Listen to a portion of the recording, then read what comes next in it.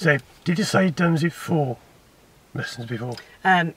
So I had 5 lessons, but I didn't really cover much Yeah. at all in those. So what did you do in those? Do you remember?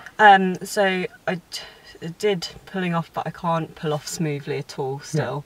And left turns, but not right turns. Yeah, that's right. So you done that's quite all. a bit. Did you do about hill starts, things like that? No. Like going uphill and downhill. So thinking back to what you did, what do you think you could do on your own without me helping you with? I think I could probably pull off, but not very smoothly at all. So we'll look at that. We'll go over the pulling off smooth. Do you know all the controls of the car? Because I know this car's probably different to the one you had. See, I know the pedals and. Do you know what car you had before, by the way?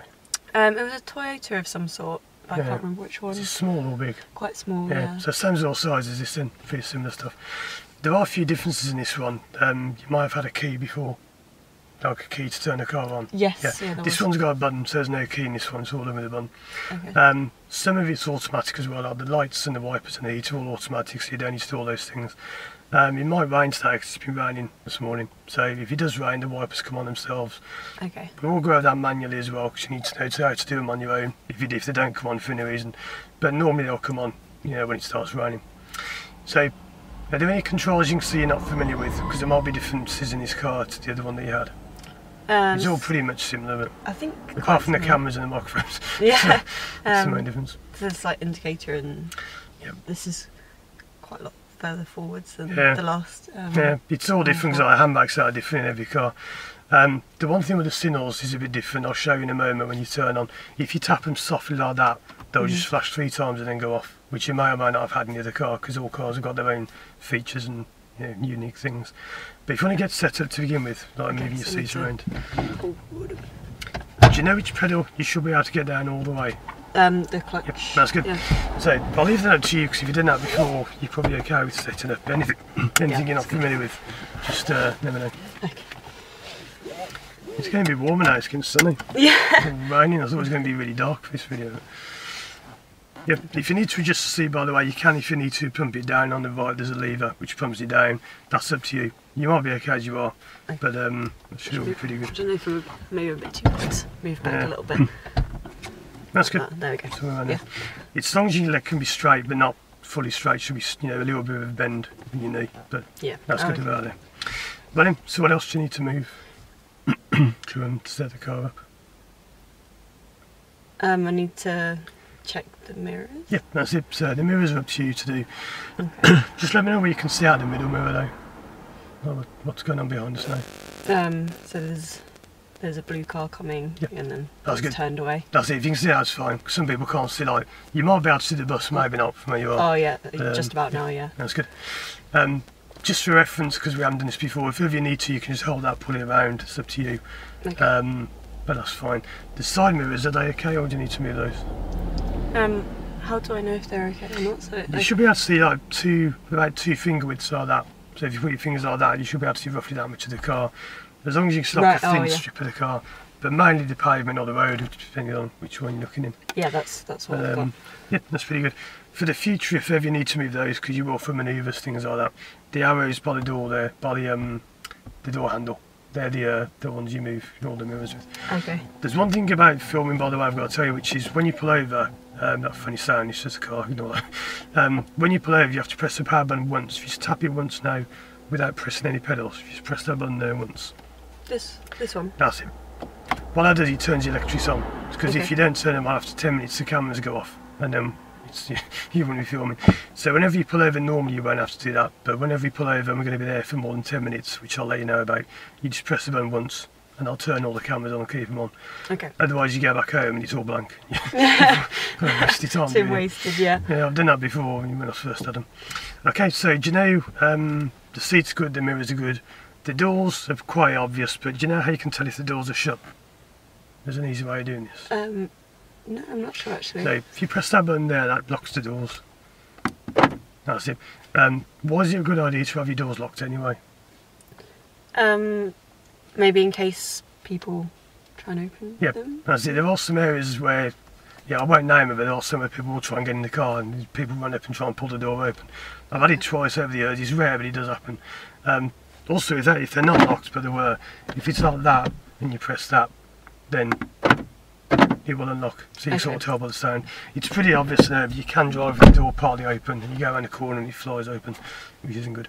I'll press that again now. Okay, so seat's good, the mirrors are good, the doors are good, that's still good. So the way you turn this car on is a little bit different to the one you had before, because with the button it's not much different, but a bit different because you haven't got a key to turn. Do you know the 2 checks you need to do before you turn on?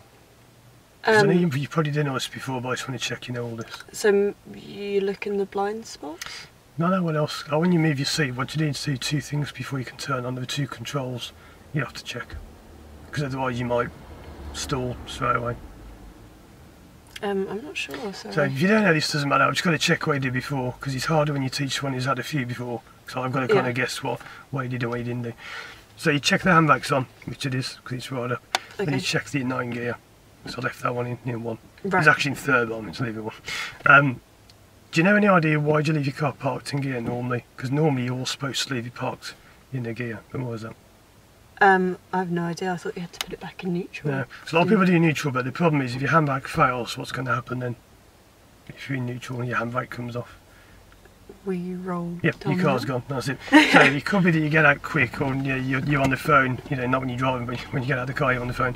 If you go like that, it's kind of on. It'll hold for a few seconds or so, and then your car goes flying down the road. So if you leave it in gear like that, if your handbrake should fail, then you won't roll anywhere. So it locks your wheels. So especially if you live on a hill, if you park your car on a hill, it's good towards leaving in 1, but you can't turn on in 1, otherwise you'll stall straight away. Okay. So you also check the handbrakes on and the gears in neutral. Now just so you know, you probably know this, but I've got to tell you, I have got dual controls on this side of the car. Okay. When I press mine, yours will vanish. See how your brake and your clutch go down? Yeah. So if ever you can't find your pedals, I've probably done them.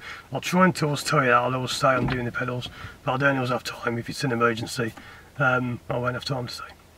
Right, so handbrakes on. How can you tell it's in neutral as well as just looking? Is it if you can like sort of wobble it and it's in neutral? Just try that now because it's different in every car. That's it. Just so you get a feel for the car. This first lesson really aims just to get used to me in the car and sort of find out what you can do, what you need to do, and what I need to work on. Right, so if you want to turn on, all you do for this car, you've got to hold your clutch fully down all the way, and then you tap the button once. That's it. If at any point you need to turn it off, I'm just going to put it on cool because it's a bit warm. If you ever need to turn the car off, you just press the button without the clutch being down. It can be up or down, doesn't matter. Okay. But unless it's down, it won't turn on. That's a safety measure. So if you have the clutch up and you turn on in gear, what would happen then? You might have done that before in the other car. If I have the clutch... If you had it in first gear and you left the clutch up and it was turned off, and you turned the engine on and it was in gear, what would happen then? I'm not very sure.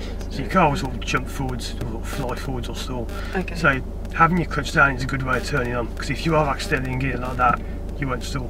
Okay. Because you know, with your clutch down, you're not effectively in gear. So I just wanted to check a few of those things, but the rest I want to see what you can do.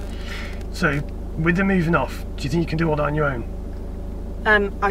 I've not done it on a hill. Yeah. That's good. So wherever I go on a hill, how is this going to be different to doing it on a flat? Because it's very similar. But... are you going to have to push? You're going to have to, as soon as you're going to roll backwards, aren't you? If you don't press the